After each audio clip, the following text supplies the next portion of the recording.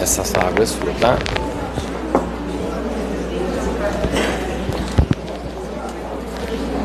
Já se sente diferente, né? A movimentação.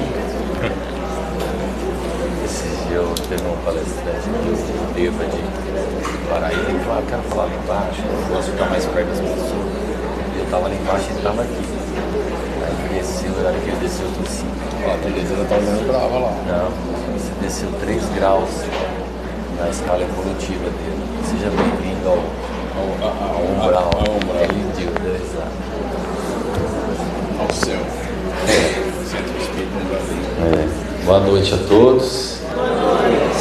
Sejam todos bem-vindos à nossa querida Cruzada Espírita, lugar de estudo, de busca, de tratamento, de consolação, de amizade, de irmandade, de fraternidade. Pelo menos é o que a gente almeja, que deseja, numa casa que busca a construção de seres humanos melhores. O Espiritismo tem essa função de nos fazer pessoas melhores, sem dogmas, sem imagens, sem misticismo e nada que prenda a gente ao materialismo.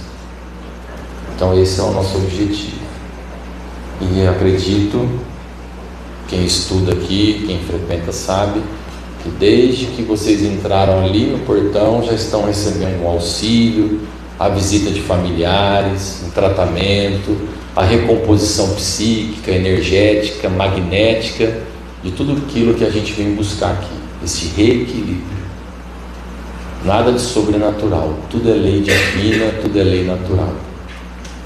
Com muita alegria a gente recebe o nosso irmão Luiz Castilho, da cidade de Barretos, que tem um prazer a gente receber ele aqui, prata da casa, que veio aqui às vezes cansado, né? Um dia corrido, estrada cheia de buraco, perigoso à noite. Só tem a ganharmos, né? Nesta noite. Que Deus te ilumine, seu guia te acompanhe. Vamos fazer a oração para a gente ir concentrando nisso, para ir recebendo tudo isso que a casa oferece e estarmos prontos para a palestra, para o ensinamento.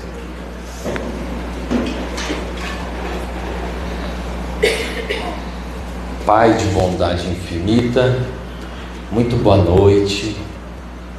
Boa noite, espiritualidade de luz. Aqui se faz mais um dia de estudo, mais um dia de aprendizado, nesta busca de cura, de conhecimento e de crescimento. Pedimos sua permissão, Pai amado, a sua misericórdia, o seu amor, a sua caridade inesgotável para a noite de hoje, para conosco, seus filhos, as centelhas divinas, criaturas que habitam suas moradas e todo o universo. Rogamos a presença de Jesus Cristo, que vem nos brindar com o seu Evangelho, com o ensinamento, através da doutrina espírita, que consola e explica o que o Messias já falou para a gente outrora. Irmãos de luz, anjos que nos conduzem, recebemos neste momento com alegria este tratamento, este estudo da noite, e que essas palavras, que esse aprendizado possa nos tocar o coração, nos amolecer, nos tornar pessoas, homens e mulheres melhores, que possamos enxergar a importância do perdão, do recomeço, da alegria de viver, daquilo que Deus nos oferece e nos proporciona nas vidas sucessivas reencarnatórias.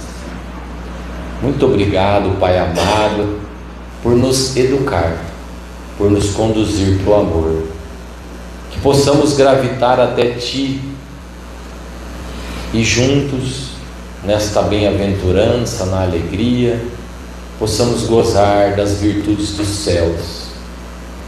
Bem-aventurados os simples, bem-aventurados os misericordiosos, bem-aventurados os puros de coração. Que possamos entender isso, ó Pai, e aplicarmos em nossa vida lá fora, porque lá fora é a verdadeira religião. E hoje, o mentor do nosso irmão Luiz possa acompanhá-lo a transmitir o Espiritismo que vai tocar nossos corações nesta noite. Em nome de Deus e de Jesus, iniciamos a primeira parte. Que assim seja.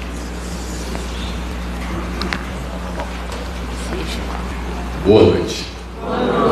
Eu já fiquei incomodado, né? Porque agora eu já fiquei complicado aqui, sério. Eu vou ter que fazer tudo isso que ele falou. Olha a situação que ele me coloca. Gente, é sério. Eu vim trazer problema, não vim trazer solução. Acreditem em mim. Eu vim trazer problema, não solução. A solução não depende de mim. A solução depende das nossas escolhas. Por mais que eu fale, por mais que eu mostre caminhos que deram certo para mim, necessariamente não vão dar certo para qualquer um de nós, ou qualquer outra pessoa que esteja aqui. Nós somos indivíduos, somos espíritos, somos únicos. As coisas que eu fiz para chegar até aqui, embora para muitos seja muito parecida, não são exatamente iguais. E isso nos diferencia. Isso nos coloca em situações, e eu acho que essa é a grande dificuldade que a gente tem. Eu não sei se vocês já repararam, a convivência com outras pessoas não é simples. Alguém já prestou atenção nisso? A gente começa um relacionamento afetivo e a gente acha que vai ser tudo maravilhoso. E de repente a gente descobre que não é tão maravilhoso quanto a gente achou que ia ser. A gente tem um filho, olha que coisa maravilhosa, de lado e de cá. E a gente fala assim, quando nasce, tá aquela coisa linda, maravilhosa, só chora, faz cocô e mama. Mas tá bom demais. E cresce. O duro é que cresce. Quando chega lá pelo começo da adolescência, a gente começa a repensar. A gente começa onde eu estava com a cabeça. Porque eu não sei, para quem é casado aqui, já teve adolescente, eu não sei, talvez eu tenha tido uma experiência infeliz, mas todo adolescente, quando chega no começo da puberdade, 12, 13 anos, vira o dono da verdade. Sabe tudo. Tudo para eles é uma certeza, e por mais que você diga assim, não vai por esse caminho que vai dar errado, ele vai. Parece que fala não é a mesma coisa de falar vai. Vocês já tiveram essa experiência? Então não foi só comigo, porque eu achava que era só comigo. De vez em quando eu ficava preocupado, eu achava, nossa, fiz tudo errado. Mas a gente às vezes fica assim, né? E esquece que a gente na mesma idade, no mesmo tempo, provavelmente não foi nada melhor. A gente também era dono da verdade. A gente sabia tudo. Ou não? Essa é a grande sabedoria que a doutrina espírita nos passou. Não foi assim? Não foi ou não teve a oportunidade de ser? Então, é o que eu digo assim. Às vezes não foi porque não teve a oportunidade de ser. Não teve um ambiente que favoreceu, mas tinha vontade. Tinha vontade, mas não dava. Queria, mas não podia. Eu lembro, eu também fui assim. Eu tinha que chegar na casa dos meus avós e pedir bênção. Eu nem sabia porquê, mas eu tinha que ir lá pedir bênção. Hoje eu não sei se com vocês é assim, mas eu vejo muito isso na casa de colegas. Eu lembro que quando eu ia na casa dos meus avós, no domingo, era dia de comer macarrão com frango. Macarrão com frango. E naquele tempo tinha uma guaranazinha que era verde e branca, paulistinha, paulista, alguma coisa assim. E meu avô ia lá e colocava meio copo de guaraná para cada um. E a gente administrava aquele meio copo de guaraná porque tinha que dar até o fim. Você tinha que comer o macarrão, comer o frango e tomar e não podia pedir mais. Porque era aquilo que o vô tinha colocado. O vô colocou meio copo, era meio copo que você ia tomar. Não tinha discussão. A coxa era do vô. O peito era do pai. A sobrecoxa era de qualquer pessoa, mas não era minha. Porque a minha era aquela parte da costela que quebrava pelo meio, que só tinha um pouquinho de carne, e você tinha que ficar feliz. Hoje não, olha que maravilha. Hoje você chega no mercado e você compra só coxa, só sobrecoxa, só peito. E quando você vai e compra um frango inteiro, a coxa é do bebezinho, né? A sobrecoxa é do maiorzinho. O peito é daquele que não gosta da coxa nem da sobrecoxa, e sobra para você o pescoço e o pé, quando tem. Não é? As coisas mudam. As coisas mudam. E aí depois a gente começa a ver esses animalzinhos, né? Animalzinho no bom sentido. No bom sentido. Sem rumo na vida. Sem saber o que quer. Sem saber por que quer. Às vezes se perdendo nas drogas, perdendo nas bebidas, ou perdendo nos relacionamentos. Eu falo muito para os meus alunos, eu fico impressionado com a rapidez com as coisas acontecem hoje. Hoje você chega numa balada, você se apaixona, você noiva, você casa e descasa. Tudo na mesma noite. É impressionante. E aí está todo mundo com síndrome de pânico, síndrome de não sei o que, síndrome... Por quê? A gente precisa uma hora parar para pensar o que está acontecendo. Por que tanta gente hoje tem tanta insegurança? Por que tanta gente hoje tem tanta dificuldade em assumir responsabilidade? É só comigo que isso acontece ou acontece com mais alguém aqui? Não é que depressão não seja uma coisa que precisa ser tratada. Precisa, mas eu acho que as coisas ficaram meio estranhas. Eu me lembro, de vez em quando eu tinha tristeza. Vocês têm tristeza? Tristeza. Mas hoje tristeza já é depressão. Porque depressão não é tristeza. Tristeza é um estado natural, é uma coisa comum. De vez em quando, você está chateado. De vez em quando, você não está bem. E você está triste, alguma coisa não saiu do jeito que você queria. Mas isso não é motivo para tomar Rivotril, para tomar essa... Não, você só está triste. Você só precisa dar um tempo, porque a tristeza vai passar. Você vai ficar bem. Aí cria-se um superdimensionamento da tristeza e aí começa a medicação. Pessoal, estou falando de alguma coisa que vocês conhecem ou estou falando de coisa que vocês não conhecem? Então, aí o meu colega aqui agora há pouco diz assim que doutrina espírita é remédio. Será que é mesmo? Será que a doutrina espírita pode nos ajudar a conviver com esse tipo de situação? Será que a doutrina espírita pode nos dar a compreensão de como agir, de como se portar, de como se comportar nesse tipo de situação? O que vocês acham que já frequenta a casa há um pouco de tempo? Pode ou não pode? Por quê? Para mim, a coisa mais importante que a doutrina espírita me ensinou é que a minha esposa, que está sentada ali atrás, ela não é um apêndice meu. Ela é um indivíduo, ela é um espírito, com uma história própria. E a gente vai ter atrito, a gente vai ter desentendimento, mas o que a gente não pode perder é o respeito e o amor pelo outro. Porque se a gente não perder isso, tudo se resolve. E muitas vezes, a gente quer que as outras pessoas sejam do jeito que a gente gostaria que elas fossem. E a gente não presta atenção que é exatamente o fato dela não ser do jeito que você gostaria que ela fosse que faz com que você se torne uma pessoa melhor. Porque se ela fosse exatamente do jeito que você gostaria que ela fosse, o que você seria de melhor, já que nada estaria te incomodando, nada teria te irritando? O que nos tira da acomodação?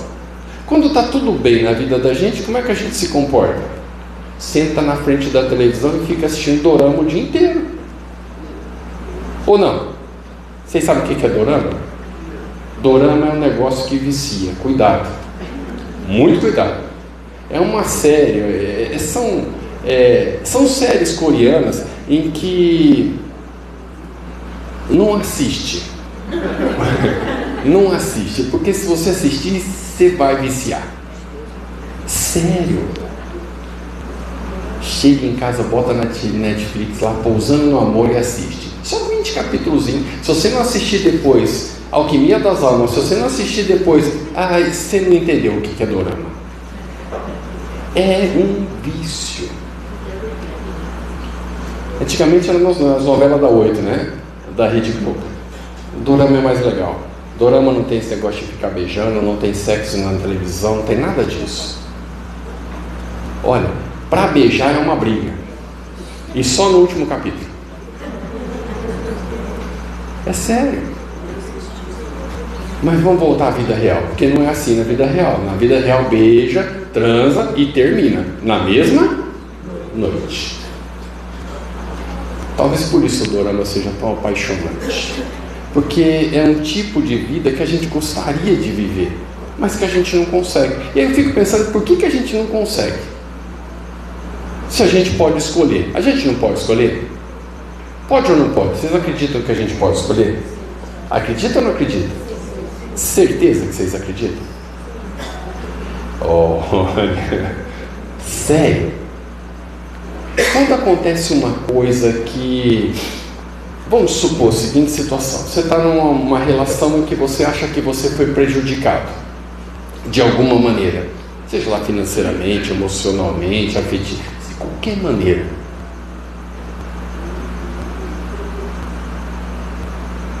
O que aconteceu? A outra pessoa te prejudicou ou você está colhendo aquilo que você plantou?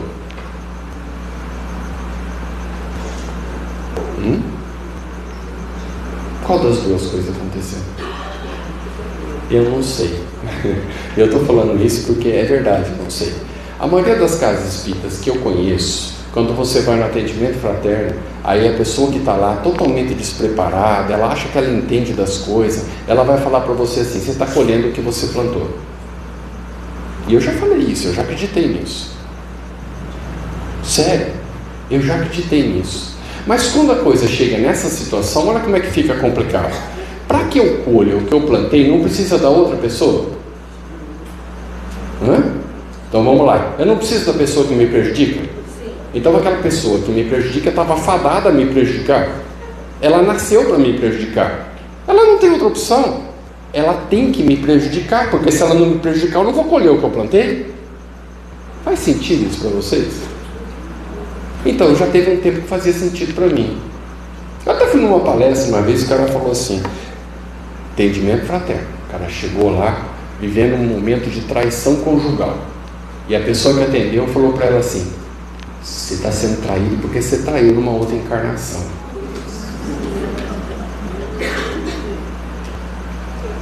Oxe, você está sendo traído. Ou então você está passando por esse prejuízo financeiro porque você prejudicou alguém numa outra encarnação. Ué, às vezes, por ganância, né, você coloca o teu dinheiro na mão do investidor porque ele promete que você vai ganhar 20% ao mês e você perde todo o teu dinheiro. Você tinha que passar aquilo ou você escolheu, por ganância, por vaidade, passar por aquilo? Tá, mas aí você chega e tem gente que fala: não, tudo que você passa é consequência das coisas que você fez. Será que é mesmo? Será que as coisas que a gente fez foi numa outra encarnação ou foi agora mesmo ali atrás que eu fiz, tomei uma decisão e essa decisão é que levou a essa consequência? No Livro dos Espíritos, no terceiro livro, que trata da lei de liberdade, lá fala de um negócio chamado livre-arbítrio. Tem um item lá que fala de livre-arbítrio, e nesse item tem um tópicozinho chamado fatalidade. Vocês já tiveram a oportunidade de ler? E eu vou tocar um pouquinho nesse assunto, porque todo mundo aqui passou pela pandemia? Nós passamos, graças a Deus. Tem algumas pessoas que não passaram. Tem algumas pessoas que ficaram pelo meio do caminho, pelo menos encarnadas não chegaram até onde nós estamos. E numa casa espírita, eu escutei um palestrante espírita dizer que todas as pessoas que morreram na pandemia morreram porque tinham que morrer. Eu escutei isso. Vocês acreditam nisso?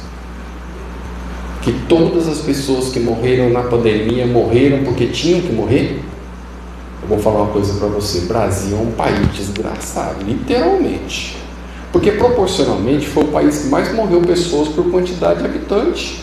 Nos outros lugares, onde eles fizeram distanciamento social, fizeram o que tinha que fazer, morreu muito menos gente proporcionalmente. Ah, vai ver que o povo de lá era melhor que o povo de aqui, né?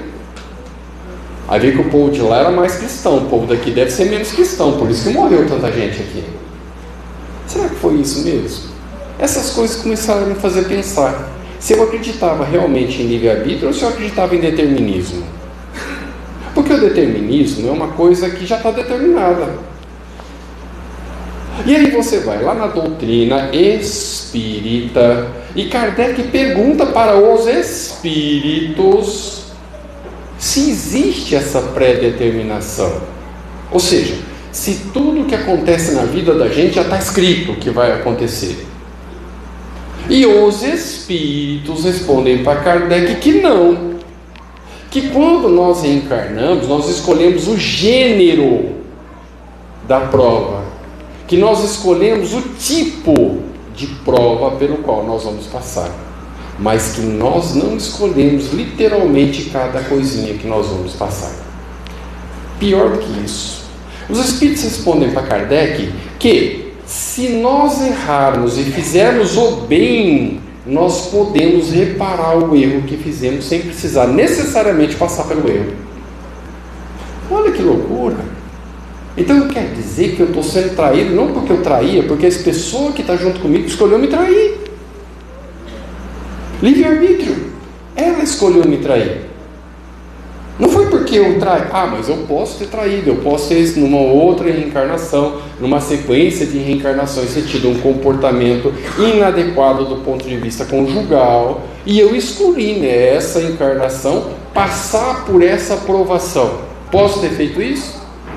Mas qual que é o benefício de eu passar por isso, se eu já sei que eu fiz errado? Qual a vantagem? Porque se eu escolhi, é porque eu já tenho consciência de que fiz errado. Vocês concordam comigo? Porque quando eu não escolho e a situação acontece, e aí como uma consequência que eu preciso vivenciar para perceber o erro, porque ó, vamos pensar na seguinte situação, vou colocar aqui uma situação assim. Como é que é teu nome mesmo? Eu esqueci. André. O André é um grande investidor em criptomoeda, picareta pra caramba, mas é um grande investidor em criptomoeda. Me pega lá 200 mil reais, eu boto na mão do André e o André some com meus 200 mil reais. Some! Literalmente. Estou pagando porque numa outra encarnação eu fiz isso com alguém? Ou foi a minha ganância que levou a colocar na mão de uma pessoa que eu mal conheço um montante de dinheiro porque eu achei que eu ia ganhar dinheiro fácil? Então vamos lá. Aí mais um pouco à frente, o André dá uma deslizada e alguém faz com o André exatamente aquilo que ele fez comigo. O que a gente diz que é isso? Justiça divina? Então, mas não parece justiça divina, me parece vingança divina. Parece justiça? Ou parece vingança? Hã? Eu acho que a gente tem muito desse negócio de transformar em Deus num vingador pessoal. E aí a gente dá uma satisfação, né? Porque quando eu vejo o André levando prejuízo, mas vai dar uma satisfação, falar lá, ó, castigo veio a cavalo, aqui que se faz, aqui se... Tá, todo mundo conhece, olha que legal. Todo mundo conhece. Mas será que foi isso mesmo que aconteceu? Será que o André está pagando aquilo que ele me fez? Porque eu não tenho essa concepção de Deus. A concepção que eu tenho de Deus é de que Deus é bom, Deus é amoroso, Deus é soberanamente misericordioso. Então a concepção de Deus que eu tenho não é um Deus que vai ficar me fazendo sofrer desnecessariamente. Na verdade, eu acredito que Ele nem quer que eu sofra. Eu acho que Deus me fez para ser feliz. Deus não me fez para sofrer. Vocês acreditam que Deus fez a gente para sofrer? Tem muita religião por aí que prega que o sofrimento leva à salvação. Mas vocês já escutaram isso na casa espírita, que o sofrimento leva à salvação? O que leva à salvação? A transformação moral, que às vezes acontece por intermédio do sofrimento. Mas quando precisa vir o sofrimento? Quando eu estou fazendo a coisa errada. Alguém aqui já fez academia alguma vez na vida? Já? Só para me ajudar, levanta o dedinho bem devagarinho assim, só para eu ter uma ideia. Segundo dia de academia, como é que estavam as tuas pernas, teus braços? Segundo dia, no primeiro não, é no segundo, porque o trem dói no outro dia, não é no dia que você vai, é no outro dia. Se você fez um glúteozinho, você nem senta. Se fez um braço, você vai pegar as coisas assim com o maior cuidado. Não é? É ou não é? Então, mas olha que legal. Só que na academia eu sinto dor e fico contente. Por que eu fico contente? Porque aquela dor vai fazer com que eu atinja o objetivo que eu tenho para a academia, que normalmente não tem nada a ver com situação moral. Tem a ver com situação estética. Tem a ver com vaidade. Tem a ver com um monte de outras coisas. Algumas pessoas, saúde. Algumas, a maioria não. A maioria vai para a academia porque quer ficar melhor esteticamente. Tem algumas pessoas que vão por questão de saúde, mas vão por questão de saúde quando o médico manda. Se o médico mandou, foi de saúde. Se o médico não mandou, foi estética.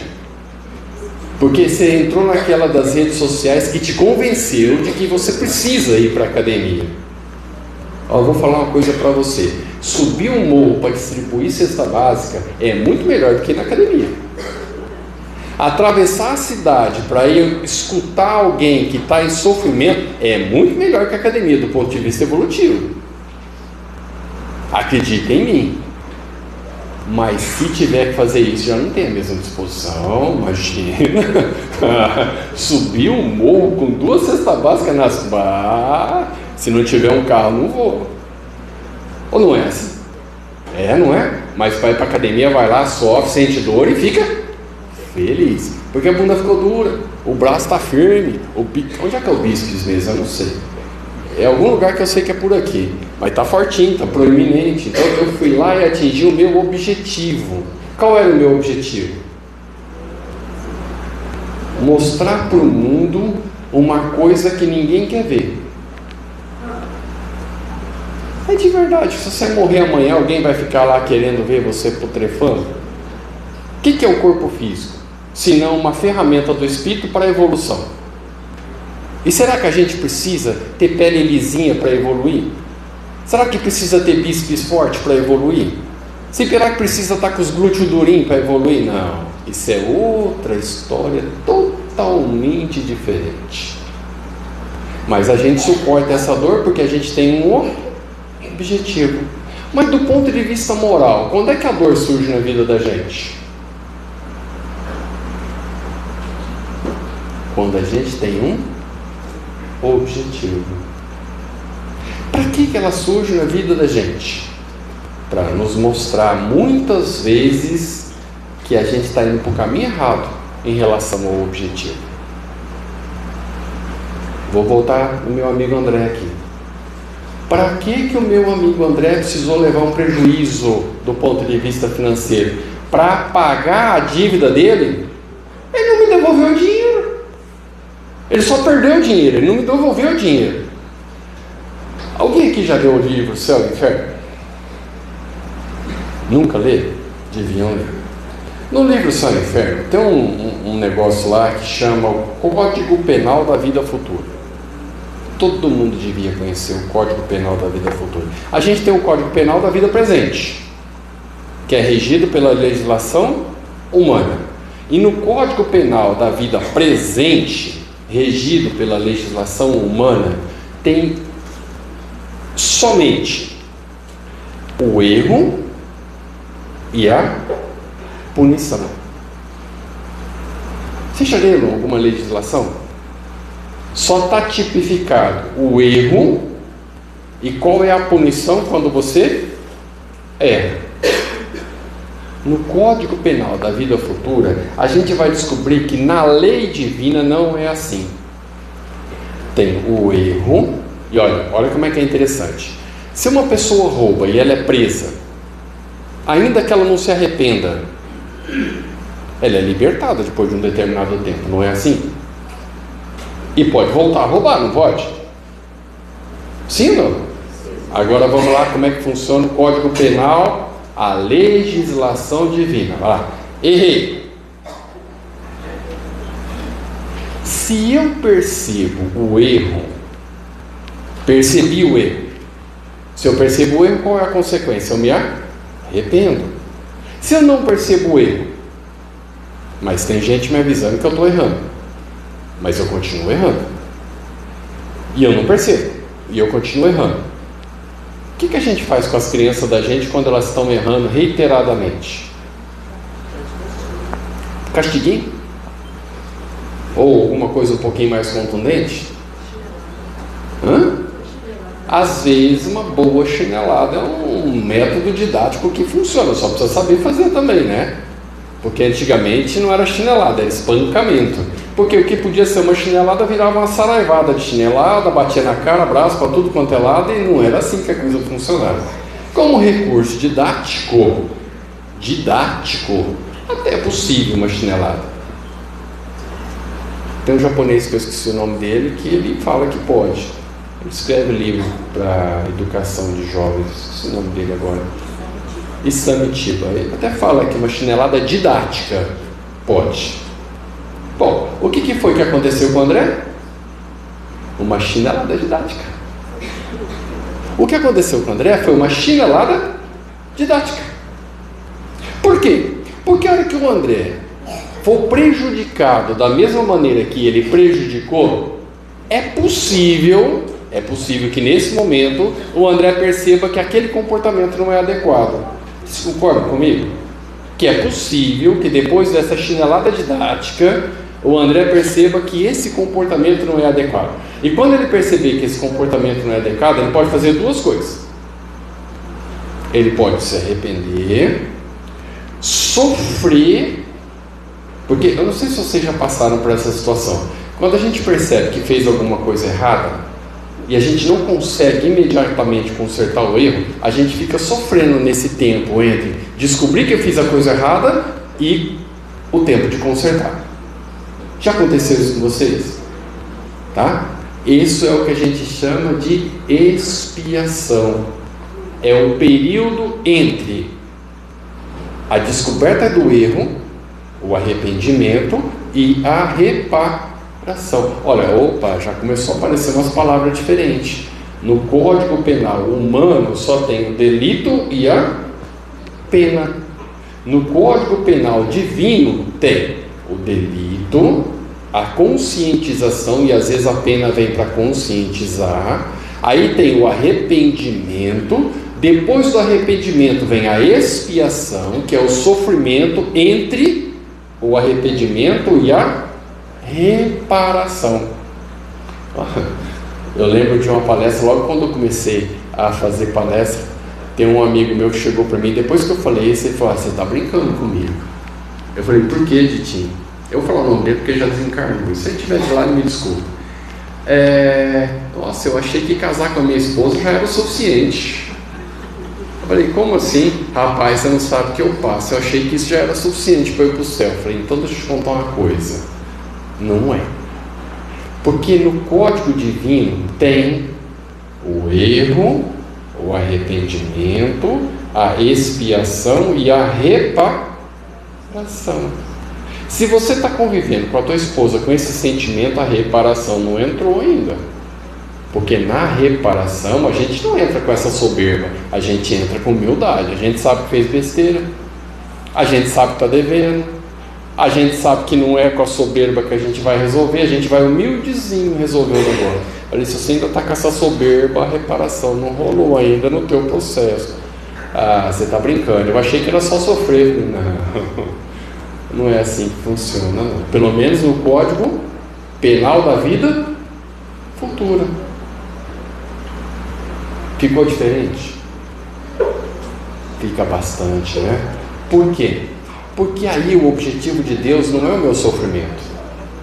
O objetivo de Deus é que eu me torne alguém melhor. Quando é que eu proponho a reparação? Quando eu descobri o erro, quando eu me arrependi do erro e quando eu fiz alguma coisa para corrigir o erro. Quando é que o André, no Código Penal da Vida Futura, vai estar quites com aquilo que ele fez? Quando ele foi prejudicado ou quando ele vier me devolver o dinheiro que ele fez eu perder com juros e correção monetária? Só no momento em que ele me reparar o prejuízo que ele me causou. Enquanto ele não reparar o prejuízo que ele me causou, no Código Penal da Vida Futura ele ainda é um devedor.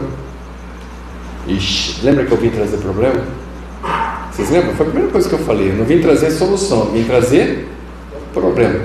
Então quer dizer que você está falando que todas as besteiras que eu faço, todas, sem exceção, enquanto eu não fizer a reparação, eu não estou quites com a lei divina? É o que eu estou falando. Lembra aquela besteirinha que eu falei, isso passou? Depende. Se causou prejuízo só para mim, beleza. Mas se eu causei prejuízo para alguém, não. Enquanto eu não reparar, não vai estar quites com a lei divina. É para isso que a gente reencarna. Para que a gente reencarna mesmo? É para pagar a dívida? Ou para aprender? Tem gente que acha que é para pagar dívida, não é para pagar a dívida. Esse processo todo é para que a gente aprenda. E qual é a consequência de aprender? Sobe na escala espírita. Não sei se todo mundo sabe, mas nós somos espíritos de terceira ordem. Embora quando eu fale sobre esse assunto, tem algumas pessoas que levantam a mão e falam que é de segunda ordem.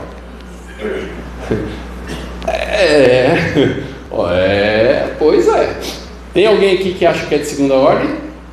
Pode levantar a mão sem constrangimento, e eu vou mostrar que não é. Vou contar uma característica geral de um espírito de terceira ordem. Característica geral. Um espírito de terceira ordem, a matéria se sobrepõe ao espírito. Ou seja, o espírito não consegue se sobrepor à matéria. Eu vou dar um exemplo bem simples. Para um espírito de ordem elevada, ele não precisa comer. Se você precisa comer, você precisa dormir, você é de terceira ordem, porque o espírito não se sobrepõe à matéria ainda. Você ainda vive na dependência da matéria. Você é um espírito de terceira ordem. Para um espírito de segunda ordem, o espírito já se sobrepõe à matéria. Ele vive mais a vida moral do que a vida material. Tem alguém aqui que está vivendo a vida moral além da vida material? Vive só para a moralidade, ou vive mais pela moralidade do que pela vida material? Eu acho que não. Então nós somos espíritos de terceira ordem. Isso eu estou falando de característica geral, porque se eu quiser entrar, aí a coisa fica mais chata ainda. Porque aí a gente vai ver que além de estar na terceira ordem, é muito provável que a gente está no começo, e não no fim da terceira ordem. O que é bastante natural. A gente aprende na doutrina espírita que a gente está estagiando em vários momentos do animismo, ou seja, lá nos mineraizinhos, nos vegetaizinhos, nos animaizinhos, chega nos seres humanos, né? Mas a gente não vai parar nos seres humanos, a gente ainda vai chegar aos anjos, aos arcanjos e assim por diante. Chegamos na condição de espírito humano. Espírito humano é perfeito? Não. Espírito humano é cheio de problemas. Mas esses problemas são problemas? Depende da maneira como eu encaro esses problemas. Eu, quando era mais novo, eu tinha muito problema com erro. Eu não admitia que tinha errado de jeito nenhum. Tem alguém de vocês aqui que é assim também? Quando erra para pedir desculpa é uma briga? Assim, errou, percebeu que errou, vai lá, vou pensar numa situação bem cotidiana, né? Pisou na bola com a esposa. Pisou na bola, mas pisou feio com a esposa. Tá? Ao invés de chegar lá e pedir desculpa, falar, olha, pisei na bola, podia ter feito de maneira diferente, vai lá e arruma a cozinha. E acha que fez uma grande coisa, porque arrumou a cozinha. Só que os trem que estão na cozinha para lavar, foi ele que sujou. Mas como ele acha que é obrigação da esposa lavar os trem que ele sujou, ele fez um negócio legal para a esposa. Então ele não precisa pedir desculpa, porque ele foi legal. E se o trem foi bem complicado, ele limpa do almoço e da janta. Mas a do almoço do outro dia também já é demais, né? Vocês já viram isso acontecer alguma vez? Tá. Um espírito, nós, que já desenvolvemos a capacidade de reflexão em relação aos nossos erros, já temos um mínimo de humildade para admitir que errou, o que a gente faz? A gente lava a louça da cozinha, mas pede desculpa. Não é só lavar a louça da cozinha, lavar a louça da cozinha é obrigação, afinal de contas você que sujou, mas pede desculpa. E eu não sei vocês, mas pedir desculpa não é simples. Não é simples. Porque a primeira coisa da prerrogativa de pedir desculpa é admitir que errou. E num mundo onde o outro erra, mas eu não erro, eu não sei se vocês são assim, né? Quando a gente erra, a gente tem sempre uma desculpa por erro que a gente cometeu. Mas se uma outra pessoa faz a mesma coisa do mesmo jeito, de jeito nenhum, é imperdoável. Já viram essa situação? Já? Então não é só eu que vi isso? Isso não é bom. Porque isso nos mantém na condição em que a gente está. Isso nos mantém exatamente onde nós estamos. A gente continua fazendo as escolhas menos felizes. E se a gente faz as escolhas menos felizes, qual é a consequência? Consequências não muito felizes também. Por que elas aparecem na vida da gente? De novo, o Código Penal da Vida Futura, artigo 33. Kardec faz um resumo. O sofrimento não é consequência das besteiras que a gente faz. Puta, quando eu li isso, eu falei, você está de brincadeira, Kardec? Como que o sofrimento não é consequência das besteiras que eu faço? Não. O sofrimento é consequência da minha imperfeição. Espírito imperfeito está fadado a sofrer. Aí depois eu falei, é verdade. Espírito puro não sofre. Espírito evoluído não sofre. Quem é que sofre? Espírito que nem a gente. E por que eu estou fadado ao sofrimento? Na minha condição. Porque eu vou fazer escolhas equivocadas. E eu vou ter movido pelo orgulho, pelo egoísmo, por vaidades, por coisas que não vão me trazer felicidade. Quando eu começar a fazer as escolhas melhores, eu vou começar a conhecer aquilo que chama de felicidade. Então, o sofrimento não é consequência das coisas erradas que eu fiz. O sofrimento é consequência da minha imperfeição. Mas a minha imperfeição leva a fazer coisas erradas. Segundo parágrafozinho. Ninguém está condenado indefinidamente ao sofrimento. Ninguém. Porque se você melhora, acaba o sofrimento. Então, quando é que surge a dor na vida da gente? A dor é sempre um aviso de que a gente está tomando o caminho menos adequado. É sempre um aviso de que a gente está exagerando em alguma coisa. Por que na academia dói? Do ponto de vista fisiológico, embora as pessoas falem, porque está crescendo o músculo, não é nada disso. É porque você está arrebentando as fibras musculares, elas estão inflamando, e a dor que você está sentindo é um processo inflamatório. Só que na reparação do processo inflamatório, o tecido muscular cria calos, e esses calos é que você vai chamar depois de muque, né? Tá com muquezinho, hein? Na verdade, é um processo de reparação de um tecido que você danificou. Mas como eu tenho um objetivo, né? Eu aceito essa dor. Todas as vezes que a dor surge na vida da gente, assim, normalmente o que a gente faz? Surge a dor na vida da gente, o que a gente faz? Vai no centro, né? Nós explicamos, vai no centro.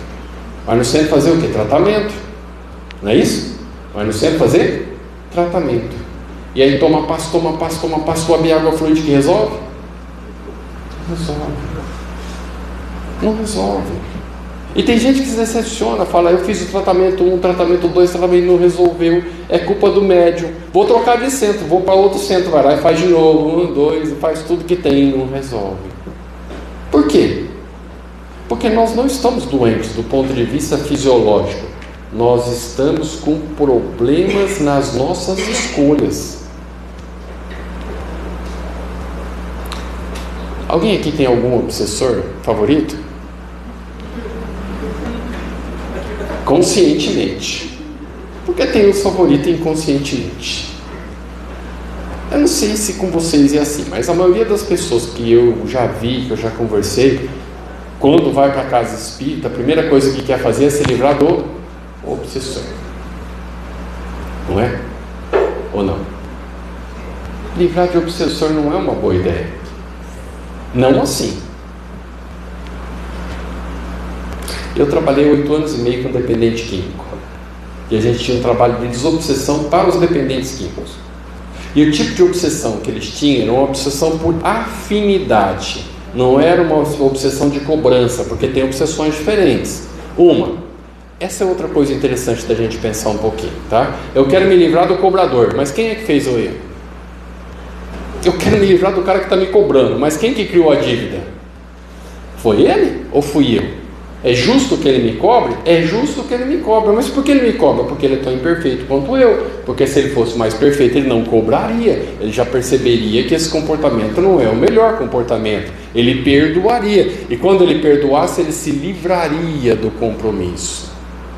Perdão é a coisa mais inteligente que a gente pode fazer do ponto de vista de resolver problema. Quando eu perdoo, eu me desvinculo do compromisso. Vamos lá, vou voltar no André aqui, que ele está na reta e é ele que vai sobrar para ele, tá? O André levou o prejuízo, ele tinha que entender. Se eu não perdoei o André, eu tenho um vínculo com o André. Eu realmente vou ficar esperando a reparação. Mas e se o André me causou prejuízo, eu falar, deixa ele vai aprender um dia. Esse prejuízo eu recupero, vou trabalhar, eu recupero isso. Se perdoa o André, deixa o André para lá. Eu vou precisar ter que nascer filho do André? Ou o André nascer meu filho? Porque a gente tem que tomar muito cuidado com isso, viu? Porque os prejuízos que a gente causa hoje, muitas vezes termina daquele jeito ali, ó. Termina daquele jeitinho ali, ó. Você vai lá, faz um negócio e não acertou. E aí você recebe lá, aí, ó. E é assim que a coisa termina. A família nossa de hoje é os compromissos que a gente não acertou quando podia ter acertado. E é por isso que é difícil. Não sei se vocês já repararam, não é fácil convivência em família. É difícil convivência em família. Não é fácil não. Às vezes tem um que a gente tem afinidade, mas tem 10 que não tem. Por quê? É os compromissos mal resolvidos, as coisas que eu não resolvi, que eu preciso resolver. E aí nasce dentro de um lugar que não tem jeito de eu... Não tem jeito. Ó, esposo e esposa, tem jeito de casar e tem jeito de separar? Tem ou não tem? Tem jeito de casar e tem jeito de separar. Você é obrigado a ficar com uma pessoa o resto da vida que não está dando certo? Não. Se tem jeito de separar, é porque você não é obrigado. Agora, tem jeito de depois de você nascer filho da tua mãe, você falar não quero? Tem? De você nascer irmão do teu irmão, tem jeito de falar não quero? Os compromissos que não tem jeito da gente falar não quero, esses daí é os que eu escolhi e são os compromissos que eu cacei confusão no passado. Os que dá para deixar para depois é porque são escolhas que eu fiz agora. Os que não tem jeito, esses não tem jeito. Esses daí, mas então quer dizer que eu não casei com a minha alma gêmea? Então pode ser que sim, mas normalmente não é alma gêmea, é alma gemida, e você descobre isso no relacionamento. Essa relação de tudo certo o tempo todo é uma coisa que a gente acha legal nos dorama. Ela é legal, sempre dá tudo certo, mas na vida real não é assim. E não é assim porque não pode ser assim. Quando é que a gente evolui do ponto de vista intelectual e do ponto de vista moral? Quando a gente tem dificuldades para resolver. Quando é que você resolve, ou quando é que você evolui intelectualmente? Quando você tem uma dificuldade que te leva a exercitar o teu maquinário mental.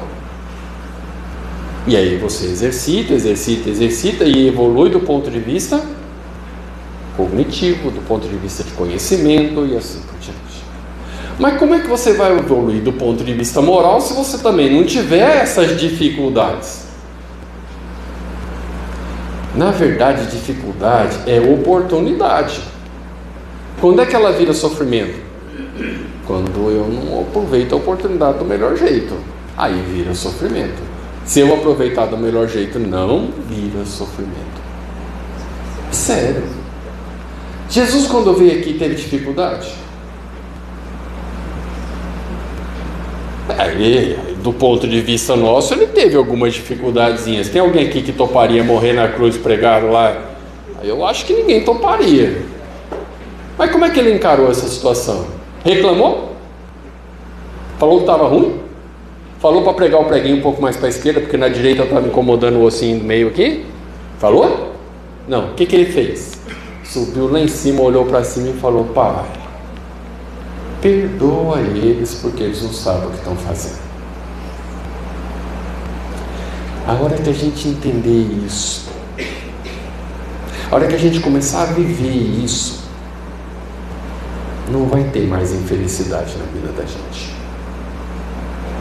A hora que a gente entender que o outro tem o direito de errar, assim como muitas vezes eu errei, mas que esse erro não é eterno, ele vai aprender com os erros dele, que ele vai chegar, isso eu estou me colocando, mas porque eu estou aqui em cima, quando a gente está aqui em cima a gente acha que é melhor do que quem está embaixo, tá? Vai chegar numa situação melhor, assim como eu acho que eu estou, porque às vezes eu não estou, eu acho que eu estou, isso não quer dizer que eu esteja. Não vai ter infelicidade.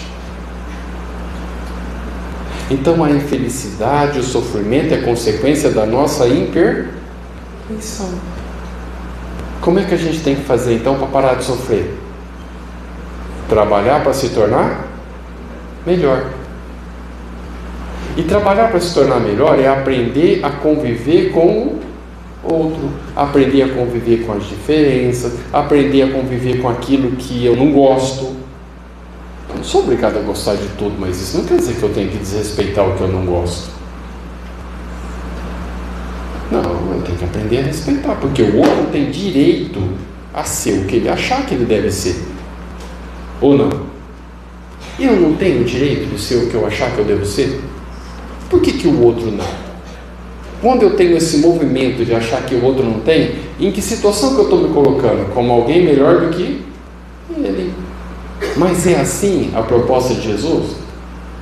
O Espírito crístico, o Espírito mais puro e perfeito que a terra conheceu, não se colocou na condição de melhor que ninguém. Em momento nenhum. Ele veio aqui e nos mostrou como nós devemos nos comportar. Eu vou parar por aqui, porque essa história de determinismo, livre-arbítrio dá um seminário, não dá uma palestra. Mas eu queria que vocês pensassem um pouquinho sobre muitas coisas que a gente escuta no meio espírita e que fosse um pouco mais crítico. Não morreu todo mundo que tinha que morrer na pandemia. Morreu porque teve pessoas que fizeram a opção de não se cuidar.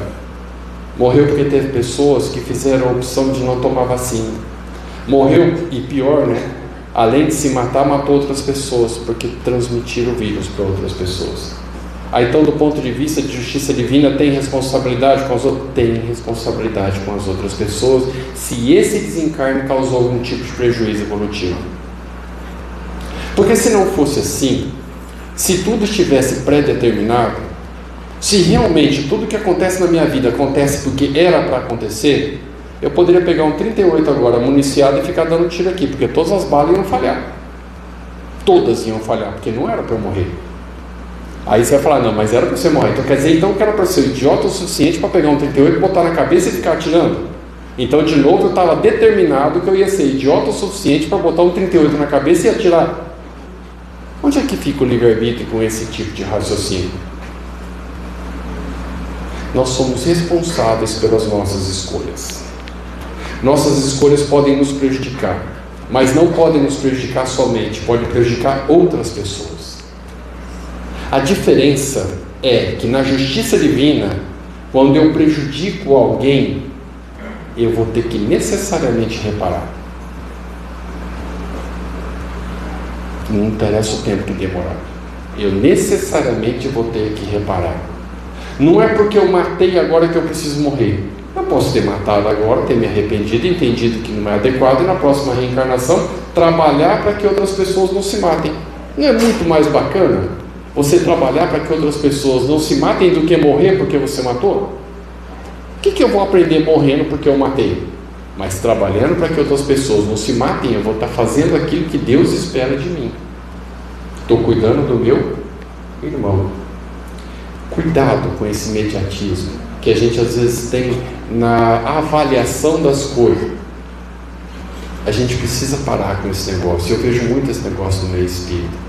Você está passando por isso por causa disso. Como assim? Lembra que eu falei que cada um de nós é um espírito, é uma individualidade, e a minha história pode não ser necessariamente similar à tua? E às vezes você chega na casa espírita e está passando por um negócio, por causa disso que você está passando isso. Não. A atitude mais honesta que a gente pode ter como espírita quando uma pessoa está em sofrimento é ouvir a dor dela e não aplicar na dor dela o remédio que a gente usou na nossa, porque às vezes não vai funcionar. É provável que não vai funcionar. A maior caridade que a gente pode fazer para alguém nessa situação é escutar a dor do outro, porque nós não vamos resolver o problema. Nós não vamos resolver o problema. O único problema que a gente consegue resolver é o nosso, o que a gente cria e que é a nossa responsabilidade resolver. Formulazinhas prontas para resolver problema, não foi isso que a doutrina espírita nos ensinou. Não foi. Não tem fórmula pronta para resolver problema. Isso é uma situação dogmática. Na doutrina espírita só existe um dogma, um só: a reencarnação. A pergunta de Kardec é: em que se funda o dogma da reencarnação? Os espíritos dizem que é na justiça divina. Então existe um dogma na doutrina espírita, a reencarnação. Enquanto a gente não transformar num conhecimento científico, na hora que a gente transformar num conhecimento científico, deixa de ser dogmático. Na hora que a gente provar que ela existe cientificamente, ela deixa de ser dogmática. Tá? A minha proposta é: cuidado com essas avaliações, porque a gente às vezes, como espírita, acha que tem resposta para tudo, e a gente não tem resposta para tudo. Às vezes a gente não tem resposta nem para a gente. A gente precisa ter a coragem e a honestidade de falar que não tem. E não tem problema nenhum. O que a outra pessoa quer, às vezes, é só falar e receber um abraço. Vocês já passaram por essa situação? A única coisa que você queria era falar o que você estava sentindo e receber um abraço. E parece que tudo muda depois disso. E muda mesmo. E muda mesmo. Vamos fazer um trato? Vamos pensar um pouquinho nesse assunto? Ou não? E o André? Desculpa, André, mas vai ter que reparar. Boa noite para todos, obrigado pela atenção.